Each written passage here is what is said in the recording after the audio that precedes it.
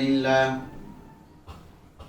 نحمده ونستعينه ونستغفره ونعوذ بالله من شرور أنفسنا ومن سيئات أعمالنا من يهده الله فلا مضل له ومن يضلله فلا هادي له وأشهد أن لا إله إلا الله وأشهد أن محمدا عبده ورسوله أرسله بالحق بشيرا ونذيرا وداعيا إلى الله بإذنه وسراجا منيرا أما بعد فإن خير الحديث كتاب الله وخير الهدي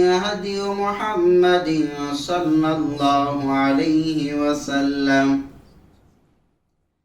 وشر الأمور محدثاتها وكل محدثة بدعة وكل بدعة ضلالة وكل ضلالة في النار. أعوذ بالله من الشيطان الرجيم. بسم الله الرحمن الرحيم. يا أيها الذين آمنوا اتقوا الله حق تقاته ولا تموتن إلا وأنتم مسلمون. يا أيها الناس اتقوا ربكم الذي خلقكم من نفس واحدة وخلق منها زوجها وبث منهما رجالا كثيرا ونساء واتقوا الله الذي تساءلون به والأرحام إن الله كان عليكم رقيبا. يا أيها الذين آمنوا اتقوا الله وقولوا قولا سديدا يصلح لكم أعمالكم ويغفر لكم ذنوبكم ومن يطع الله ورسوله فقد فاز فوزا عظيما.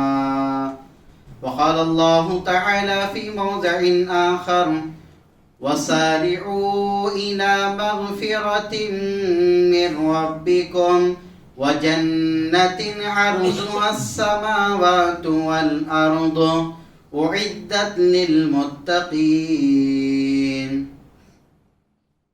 تمام قسم کی تعریفات حمد و ثنا کبریائی اور بڑائی اللہ اس وحدہ لا شریک لائق و زیبا ہے جو سائری کائنات کا خالق مالک اور پالنہار ہے، جس نے ہم تمام مسلمانوں کو امت محمدیہ یعنی محمد صلی اللہ علیہ وسلم کی امت میں پیدا کیا. اس کے بعد لاکھوں درود ہو تمام انبیاء کرام پر، خصوصاً میرے اور آپ کے آخری نبی جناب محمد رسول اللہ صلی اللہ علیہ وسلم پر، جن کی کوششوں سے آج ہم اسلام کے سائے میں زندگی بسر کر رہے ہیں. اس مختصر سے حمد و ثنا کے بعد آج میں آپ لوگوں کے سامنے تقویٰ پرہیزگاری اس عنوان اس ٹاپک پر کچھ باتیں بتانا چاہتا ہوں. تقویٰ پرہیزگاری کس کو کہتے ہیں؟ اللہ تعالیٰ کے تمام حرام کام، ناجائز کام، منع کردہ کاموں سے، چیزوں سے بچنا اور اپنے آپ کو بچانا، اسی کو تقویٰ پرہیزگاری کہتے ہیں. اور دوسرا معنی ہے ہمیشہ اللہ تعالیٰ سے ڈرتے رہنا، اللہ تعالیٰ کا ڈر اپنے دل کے اندر پیدا کر کے اللہ تعالیٰ سے ڈرتے ہوئے زندگی بسر کرنا، اسی کو تقویٰ پرہیزگاری کہتے ہیں. تقویٰ پرہیزگاری ایسا عمل، ایسا کام ہے اللہ تعالیٰ نے تمام اعمالوں کا، تمام عبادتوں کا مین بنیادی مقصد جڑ اسی تقویٰ پرہیزگاری میں رکھا ہے اللہ تعالیٰ. کیسے؟ سب سے پہلے اللہ تعالیٰ نے مجھے اور آپ کو اس کی عبادت کرنے کا حکم دیا. اس عبادت کا بھی مین مقصد جڑ اسی تقوی پرہیزگاری میں اللہ تعالیٰ نے رکھا ہے اور بتایا ہے. اللہ تعالیٰ قرآن مجید سورہ بقرہ میں ارشاد فرماتا ہے یا ایھا الناس اعبدوا ربکم الذی خلقکم والذین من قبلکم لعلکم تتقون. اے لوگو تم اپنے رب کی عبادت کرو جس نے تم کو پیدا کیا اور تم سے پہلے والے لوگوں کو پیدا کیا تاکہ تم متقی پرہیزگار تقوی والے بن جاؤ. اللہ تعالیٰ نے اس آیت کے اندر اس کی عبادت کرنے کا حکم دیا اور عبادت کا بھی مین مقصد جڑ آخری میں اسی تقوی پرہیزگاری میں اللہ تعالیٰ نے بتایا ہے. اگر ہم اللہ کی عبادت کریں گے اس عبادت سے اللہ تعالیٰ ہماری زندگی میں ہمارے دلوں میں تقوی پرہیزگاری پیدا کر دے گا. آئیے دوسری چیز ہے روزہ. اس روزے کا جواب دیتے ہوئے اللہ تعالیٰ قرآن کی سورہ بقرہ میں ارشاد فرماتا ہے یا ایھا الذین آمنوا کتب علیکم الصیام کما کتب علی الذین من قبلکم لعلکم تتقون. اے ایمان والو تم روزے رکھو, تمہارے اوپر روزے فرض کیے گئے ہیں جیسا کہ تم سے پہلے والے لوگوں پر بھی روزے فرض کیے گئے تھے تاکہ تم متقی پرہیزگار تقوی والے بن جاؤ. اللہ تعالیٰ نے بھی اس آیت کے اندر روزہ رکھنے کا حکم دیا اور اس روزے کا بھی آخری میں مین بنیادی مقصد جڑ اسی تقوی پرہیزگاری میں اللہ تعالیٰ نے بتایا. اور آگے بڑھیے. قربانی کتنا بڑا کام, افضل عمل, عبادت آپ جانتے ہیں. ایک باپ اپنے خاص بیٹے کو اپنے ہی ہاتھوں سے اللہ تعالیٰ کے راستے میں قربان کرنا, ذبح کر دینا کتنا بڑا عمل. اس بڑے عمل میں بھی اللہ تعالیٰ اسی تقوی پرہیزگاری میں رکھا ہے. جیسا کہ اللہ تعالیٰ اس کا جواب دیتے ہوئے قرآن مجید سورہ حج میں ارشاد فرماتا ہے لن ینال اللہ لحومها ولا دماؤها ولکن ینالہ التقوی منکم. جو تم قربانی کرتے ہو, جو ہم قربانی کرتے ہیں, اس قربانی کا گوشت اللہ تعالیٰ کے پاس نہیں پہنچتا ہے, اس کا خون اللہ تعالیٰ کے پاس نہیں پہنچتا ہے, بلکہ اللہ تعالیٰ کے پاس پہنچتا ہے تو ہمارے دل کا تقوی پرہیزگاری اللہ کے پاس پہنچتی ہے. جو ہم قربانی دیتے ہیں اس قربانی کا گوشت خون اللہ کے پاس نہیں جاتا بلکہ ہمارے دل کا تقوی پرہیزگاری اللہ تعالیٰ کے پاس جاتی ہے.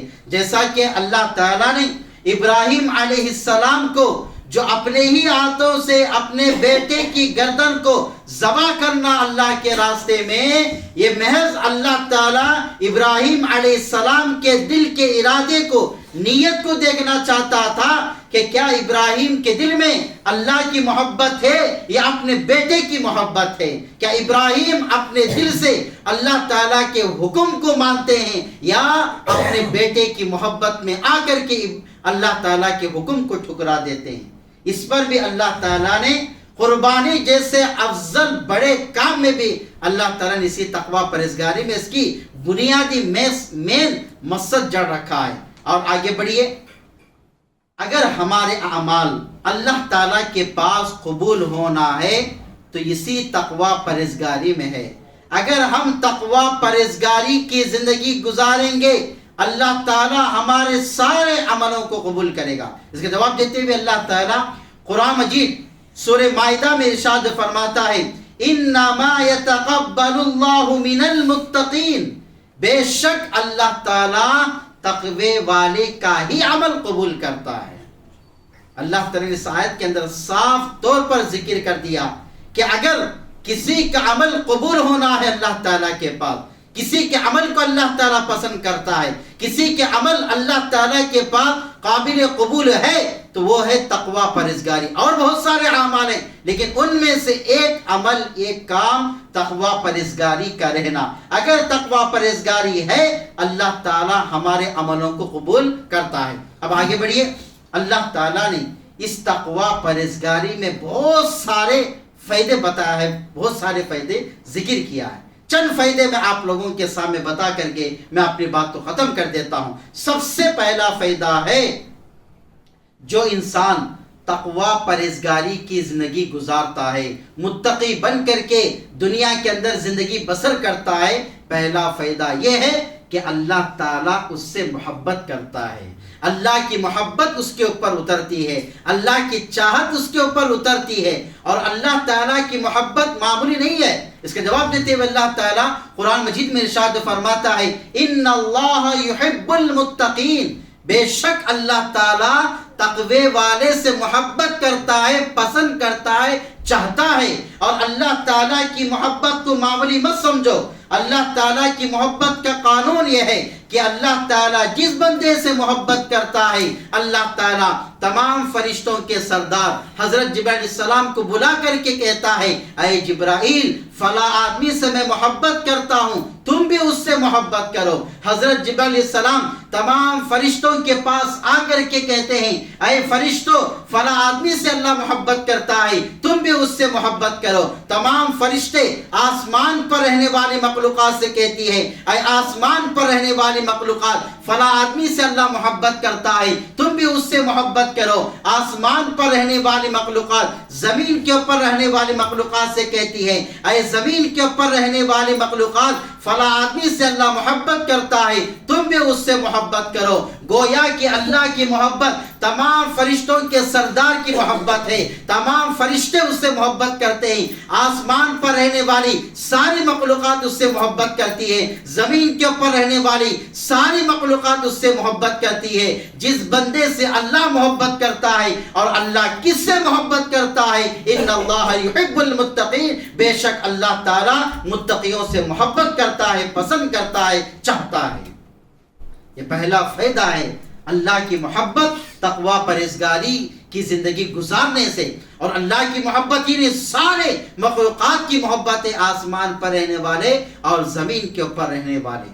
آئیے دوسرا فائدہ ہے ہمارے مشکل کام کو اللہ تعالی آسان بنا دیتا ہے، آسانی سے پار کر دیتا ہے، اور ایسی جگہ سے اللہ تعالی روزی روٹی رزق دیتا ہے جہاں سے ہمیں گمان بھی کر سکتے نہیں، سوچ بھی سکتے نہیں، سمجھ بھی سکتے نہیں۔ اس کا جواب دیتے ہوئے اللہ رب العالمین قرآن مجید سورہ طلاق میں ارشاد فرماتا ہے وَمَن يَتَّقِ اللَّهَ يَجْعَل لَّهُ مِنْ أَمْرِهِ يُسْرًا وَمَن يَتَّقِ اللَّهَ يَجْعَل لَّهُ مَخْرَجًا وَيَرْزُقْهُ مِنْ حَيْثُ لَا يَحْتَسِبُ۔ جو انسان اللہ تعالیٰ سے ڈرتا ہے، تقوی پرہیزگاری کی زندگی گزارتا ہے، اللہ تعالیٰ اس کے ہر مشکل کام کو آسان بنا دیتا ہے، اور ہر مشکل کام کو اس کے آسانی سے پار کر دیتا ہے، آسانی کا راستہ پیدا کر دیتا ہے، اور اسے ایسی جگہ سے روزی روٹی رزق دیتا ہے جہاں سے انہیں گمان بھی کر سکتا نہیں، سوچ بھی سکتا نہیں، سمجھ بھی سکتا نہیں۔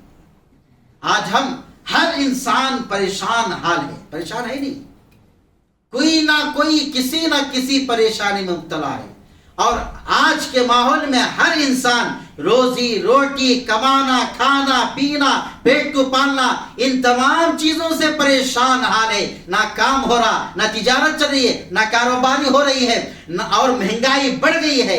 ان تمام چیزوں کا، ان تمام مسئلوں کا حل اللہ تعالیٰ اسی تقوی پرہیزگاری میں رکھا ہے۔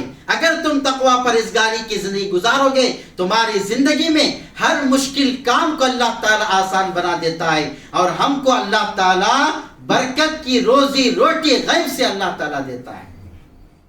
اور آئیے تیسرا فائدہ ہے دشمن کی چال ہمارے اوپر اللہ تعالیٰ چلنے نہیں دیتا، اور دشمن سے ہماری حفاظت کرتا ہے۔ دشمن سے اللہ تعالیٰ ہماری غیبی مدد بھی کرتا ہے۔ اللہ تعالیٰ آج ہمارے ہر دشمن چاروں طرف پھیلے ہوئے ہیں، ہے نہیں؟ مسلمانوں کے، اسلام کے، دین والوں کے چاروں طرف پھیلے ہوئے ہیں۔ کوئی کھلے عام دشمنی کر رہا ہے، کوئی چھپ کر کے دشمنی کر رہا ہے، کوئی دل میں رکھ کر کے دشمنی کر رہا ہے، کوئی پیچھے سے، کوئی سامنے سے، کوئی آگے سے، ہر طریقے سے ہمارے دشمن پھیلے ہوئے ہیں۔ ان دشمنی کی چال نہیں چلنا، یہ ان دشمنوں سے اللہ تعالیٰ ہماری حفاظت کرنا، مدد کرنا، تو اللہ تعالیٰ اسی تقوی پرہیزگاری میں اس کا مسئلہ حل رکھا ہے۔ اس کا جواب دیتے ہوئے اللہ رب العالمین قرآن مجید میں ارشاد فرماتا ہے وَإِن تَصْبِرُوا وَتَتَّقُوا لَا يَضُرُّكُمْ كَيْدُهُمْ شَيْئًا۔ اگر تم صبر کرو گے اور تقوی پرہیزگاری کی زندگی گزارو گے تو میں تمہارے دشمن کے چال تمہارے اوپر چلنے نہیں دوں گا اور تمہارے دشمن سے میں تمہاری حفاظت کروں گا. کون بول رہا ہے؟ اللہ تعالیٰ بول رہا ہے. اللہ تعالیٰ کہہ رہا ہے دشمن کی چال ہمارے پر نہیں چلتی اور دشمن سے اللہ تعالیٰ ہماری حفاظت کرتا ہے. دن بدن دشمن ہمارے پر چال چل رہا ہے اور وہ دشمن اس کی چال میں کامیاب ہو رہا ہے، پار ہو رہا ہے، پاس ہو رہا ہے. کیوں؟ کس لیے؟ اس لیے کہ ہمارے دل کے اندر وہ اللہ کا ڈر، خوف، تقوی، پرہیزگاری نہیں ہے. ہماری زندگی میں متقی کی زندگی نہیں ہے. تو اللہ تعالیٰ نے اس آیت کے اندر دو کام بتائے. وَإِن تَصْبِرُوا، اگر تم صبر کرو گے. صبر کرنا دنیا کے اندر اپنی زندگی میں اللہ تعالیٰ نے دنیا کے اندر پیدا کر کے بھیجا ہے. ان تمام مقاصدوں میں سے ایک مقصد اللہ تعالیٰ کی طرف سے تکلیفیں، مصیبتیں، پریشانیاں، آزمائش، ایگزام، امتحان آتے رہتے ہیں مار پر مار، پیچھے سے پیچھے آتے رہتے ہیں. لیکن اس پر صبر کرنا، برداشت کرنا، سہ لینا. ہماری زندگی میں اب تک کیا تو تکلیف آئے ہیں؟ کیا بھی ہے نہیں. تمہیں ہمیں سمجھتے ہیں تکلیف آئے، ہو رہے نہیں. انبیاء کرام کی زندگی کے حالات کو پڑھو، صحابہ کرام کی زندگی کے حالات کو پڑھو. ان کی زندگی میں کیسے تکلیفیں تھے، لیکن ہماری زندگی میں ان کے تکلیفوں سے رائی کے دانے کے برابر بھی اب تک تکلیف نہیں آئی. پھر بھی ہماری زندگی میں نہ شکر ہے، نہ اللہ کی تعریف ہے، نہ صبر ہے، نہ اللہ کی عبادت. کچھ بھی نہیں ہے. انبیاء کرام، صحابہ کرام کیسے تکلیفیں، مصیبتیں، پریشانیاں آتے تھے، لیکن پھر بھی وہ ہمیشہ اللہ کا شکر ادا کرتے تھے، اللہ کی تعریف کرتے تھے، تقوی پرہیزگاری کی زندگی گزارتے تھے. لیکن ہماری زندگی میں صبر کی چیز نہیں ہے. لیکن ہماری زندگی میں تکلیفیں، مصیبتیں، پریشانیاں، آزمائش، ایگزام، امتحان آنے کے بعد صبر کرنا چاہیے. آپ یہ بھی بات جانتے ہیں کہ اللہ تعالیٰ نے حضرت ابراہیم علیہ السلام کا نام لے کر کے کیا کہا تھا؟ وَاتَّخَذَ اللَّهُ إِبْرَاهِيمَ خَلِيلًا. ہم نے ابراہیم علیہ السلام کو اپنا دوست بنا لیا تھا. اللہ تعالیٰ نے ابراہیم علیہ السلام کو اپنا دوست کیوں بنایا تھا؟ اس لیے کہ اللہ تعالیٰ نے ابراہیم علیہ السلام کی زندگی میں جو تکلیفیں، مصیبتیں، پریشانیاں دیا تھا، ابراہیم علیہ السلام سارے تکلیفوں پر، مصیبتوں پر، آزمائش، ایگزام، امتحان پر کامیاب ہو گئے تھے، پار ہو گئے تھے، پاس ہو گئے تھے. تو اللہ تعالیٰ نے اس آیت کو نازل کر کے کہا وَاتَّخَذَ اللَّهُ إِبْرَاهِيمَ خَلِيلًا. ہم نے ابراہیم علیہ السلام کو اپنا دوست بنا لیا. اور تکلیفیں، مصیبتیں، پریشانیاں، آزمائش، ایگزام، امتحان یہ بھی معمولی چیز نہیں ہے. حدیث کے اندر اللہ کے نبی صلی اللہ علیہ وسلم نے ارشاد فرمایا کہ اگر کسی کی زندگی میں تکلیفیں، مصیبتیں، پریشانیاں، آزمائش، ایگزام، امتحان آتے ہیں تو اللہ تعالیٰ جس بندے سے محبت کرتا ہے، پسند کرتا ہے، چاہتا ہے، اسی کو اللہ تعالیٰ آزماتا ہے. کیا بولے نبی صلی اللہ علیہ وسلم؟ اللہ تعالیٰ جس بندے سے محبت کرتا ہے، پسند کرتا ہے، چاہتا ہے، اسی کو اللہ تعالیٰ آزماتا ہے، اسی کو تکلیفیں، مصیبتیں، پریشانیاں دیتا ہے. اگر آپ کی میری زندگی میں تکلیفیں، مصیبتیں، پریشانیاں، آزمائشیں آ رہی ہیں تو ہم یہ سمجھنا ہے کہ اللہ تعالیٰ مجھے چن لیا، اللہ مجھ سے محبت کر رہا ہے، اللہ تعالیٰ مجھے پسند کر لیا ہے، اللہ تعالیٰ اپنے پسندیدہ محبوب بندوں میں سے مجھے چن لیا ہے، اسی لیے آزمائشیں، تکلیفیں، مصیبتیں، پریشانیاں دے رہا ہے. یہ سمجھ کر کے، یہ معلوم کر کے، اس بات کو ذہن میں رکھ کر کے اللہ تعالیٰ کی آئی تکلیف، مصیبت پر صبر کرنا، برداشت کر لینا. ہر ایک کیوں نہیں دیتا اللہ تعالیٰ تکلیفیں، مصیبتیں، پریشانیاں. ہاں، اگر کوئی انسان گنہگار ہے، نافرمان ہے، شرک میں، کفر میں، بدعت میں، اللہ اس کے رسول کا نافرمان ہے، تو اگر اس کے اوپر تکلیفیں، مصیبتیں، پریشانیاں آتی ہے تو وہ اس کے گناہوں کی سزا ہے، اس کے برے کرتوتوں کی سزا ہے. لیکن آپ کو معلوم ہے، مجھے معلوم ہے کہ الحمدللہ ہم توحید پرست ہیں، ہم اچھے مسلک کے لوگ ہیں، ہم عبادت کرتے ہیں، اللہ اس کے رسول کے صحیح راستے پر چل رہے ہیں، ہمارا ہر کام کتاب و سنت، شریعت کے مطابق چل رہا ہے. پھر بھی تکلیفیں مصیبتیں پریشانیاں ہمارے پر آ رہی ہے تو ہم یہ سمجھنا کہ اللہ تعالیٰ ہم کو پسند کر لیا چاہتا ہے، اسی لیے اللہ تعالیٰ مجھے یہ تکلیفیں مصیبتیں پریشانیاں دے رہا ہے، یہ سمجھ کر کے اس بات کو ذہن میں رکھ کر کے آئی ہوئی مصیبت پر صبر کرنا، برداشت کرنا۔ اور دوسری چیز ہے وَإِن تَتَّقُوا، اگر تم تقوی پرہیزگاری کی زندگی گزارو گے تو تمہارے دشمن کی چال میں تمہارے اوپر چلنے نہیں دوں گا اور تمہارے دشمن سے میں تمہاری حفاظت کر دوں گا۔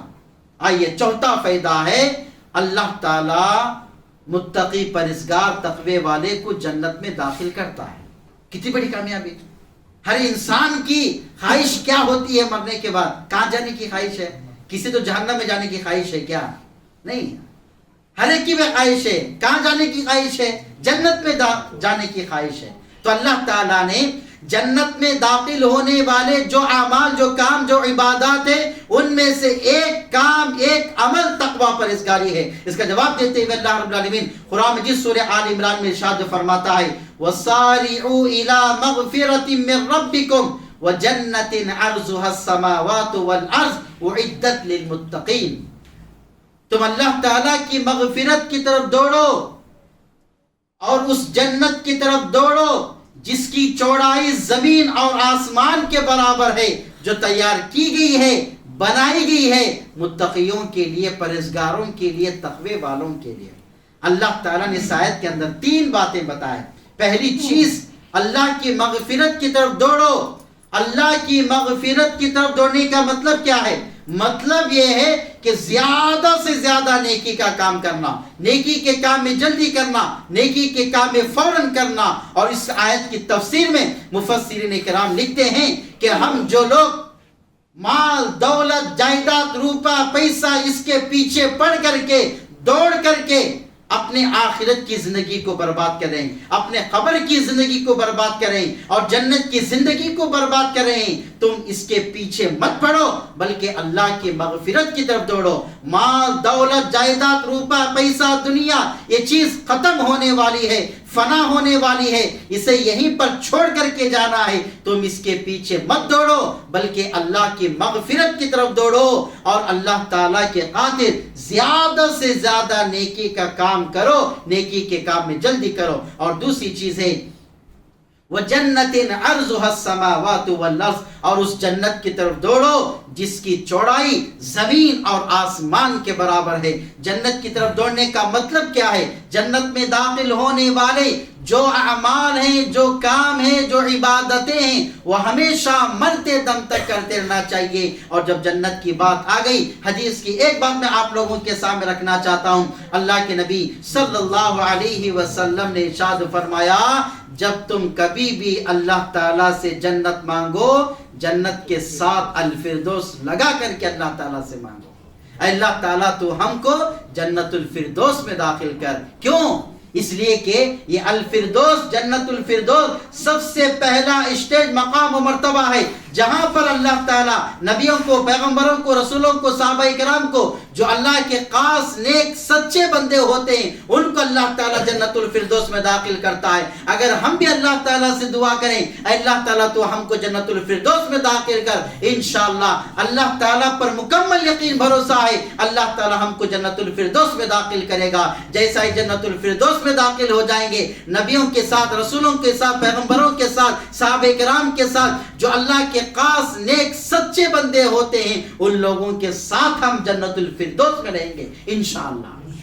لیکن وہاں تک پہنچنے کے لیے وہ کام کرنا، وہ نیکیاں کرنا، وہ عبادات کرنا، اور وہاں تک پہنچنے کے لیے جو تکلیفیں، مصیبتیں، پریشانیاں آتی ہیں اس پر صبر کرنا، برداشت کرنا۔ جنت چپکے نہیں ملتی، جنت فری میں نہیں ملتی۔ اگر جنت چپکے ملنا، فری میں ملنا، انبیاء کرام اتنے تکلیفیں کیوں اٹھائے؟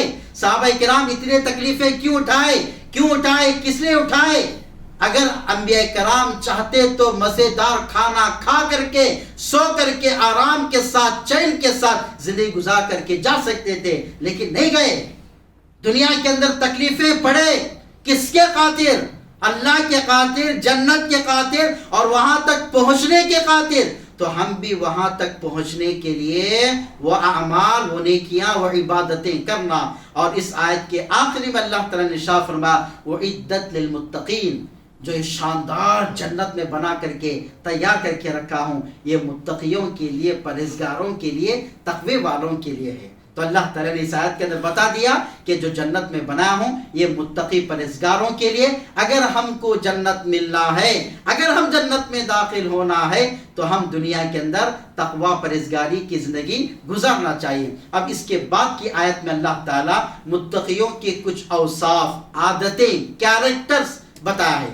3 عادتیں بتا ہے. اسی 3 کا عادتوں کو بتا کر کے ذکر کر کے میں اپنی بات کو ختم کر دیتا ہوں. اللہ تعالیٰ نے اس آیت کے اندر آگے ارشاد فرمایا الذین ينفقون فی السراء والضراء والکاظمین الغیظ والعافین عن الناس واللہ یحب المحسنین. جو لوگ خوشحالی میں اور تنگی میں، دونوں حالتوں میں اللہ تعالیٰ کے راستے میں اپنے مال کو خرچ کرتے ہیں، اور غصہ آنے کے بعد غصے کو کنٹرول کرتے ہیں، صبر کرتے ہیں، برداشت کر لیتے ہیں، والعافین عن الناس، اور اپنے مسلمان بھائیوں کے، لوگوں کے غلطیوں کو معاف کر دیتے ہیں، درگزر کر دیتے ہیں. واللہ یحب المحسنین، اللہ تعالیٰ ایسے لوگوں کو محبت کرتا ہے، پسند کرتا ہے، چاہتا ہے. تو یہ 3 چیزیں ہیں تقوی پرہیزگاری کی عادتیں، یعنی خوشحالی میں، تنگی میں، دونوں حالتوں میں اللہ کے راستے میں اپنے مال کو خرچ کرنا. اللہ تعالیٰ دیا، اللہ کے راستے میں خرچ کرنا. اللہ نہیں دیا، تنگی کی زندگی ہے، پھر بھی کچھ نہ کچھ اللہ کے راستے میں خرچ کرنا. یہ عمل ایسا ہے جنت میں داخل ہونے والا عمل ہے، اور تقوی پرہیزگاری کی عادتوں میں سے ایک عادت ہے. اور غصہ آنے کے بعد غصے کو کنٹرول کرنا، صبر کرنا، برداشت کرنا، اور ایک دوسرے کی غلطیوں کو معاف کرنا، درگزر کرنا. یہ چند باتیں رہی جو تقوی پرہیزگاری کے تعلق سے ہے. لہٰذا ہم لوگوں کو چاہیے کہ ہم اپنی دنیا کی زندگی میں تقوی پرہیزگاری کی زندگی گزارنا. تقوی پرہیزگاری کس کو کہتے ہیں؟ شروع میں نے بتایا تھا، پھر دوبارہ بتا کر کے اپنے بات کو ختم کر دیتا ہوں. اللہ تعالیٰ کے تمام حرام کاموں سے، ناجائز منع کردہ کاموں سے، چیزوں سے بچنا، اپنے آپ کو بچانا، اور ہمیشہ اللہ تعالیٰ سے ڈرتے رہنا، اسی کو تقوی پرہیزگاری کہتے ہیں. تو آپ اپنے دل کے اندر جھانک کر کے دیکھو، اپنے دل سے پوچھو، اور میرے دل سے پوچھو، ہم تمام کے دلوں سے پوچھو کہ ہم کہاں تک اللہ کے ناجائز حرام منع کردہ کاموں سے، چیزوں سے کہاں بچ رہے ہیں، کہاں پرہیز کر رہے ہیں. دعوتوں میں گھپ گھپ گھپ کھا رہے ہیں، نہ جائز، نہ حلال، نہ حرام، نہ کی شریک، نہ بدعت، نہ کیا کیا، ابھی نہیں، اس کو فرق نہیں. کھا رہے، پی رہے، ڈکار مار رہے، ختم. ہاں، اب اللہ تعالیٰ کا ڈر، اللہ کا ڈر میرے آپ کے دل میں کہاں ہے؟ کتنا ہے اللہ تعالیٰ کا ڈر؟ اپنے دل سے پوچھو. اگر اللہ تعالیٰ کا ڈر ہمارے دل کے اندر ہوتا تو ہم دنیا کے اندر بڑے سے بڑے گناہ تو دور کی بات، چھوٹے سے چھوٹے گناہ کا کام بھی ہم نہیں کرتے. کیوں؟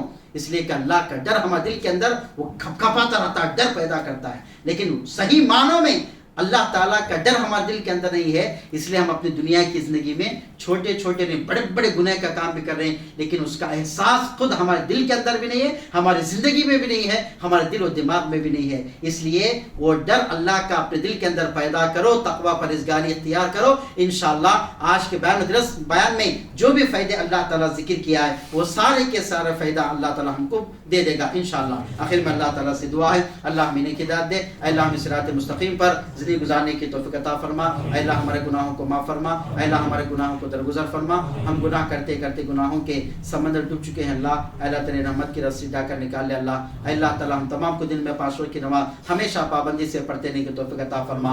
تیرا ذکر ہمیشہ کرنے کی توفیق عطا فرما. علم دین حاصل کرنے کی توفیق عطا فرما. اے اللہ جو بھی مسلمان پریشان حال، ان کے پریشانی کو دور کر دے.